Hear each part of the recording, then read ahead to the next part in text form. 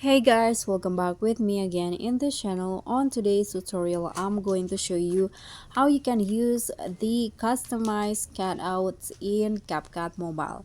So in here, I've already added the video and I want to cut out only the person of this video.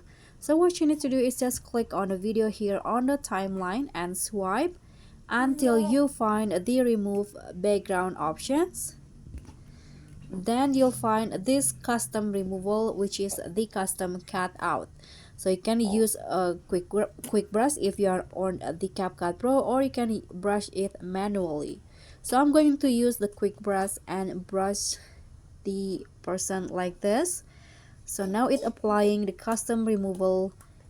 Now you can just wait until it's done, and this is the progress you can see, but it's already uh there is already a preview on the result. So the background has been removed and this is the result.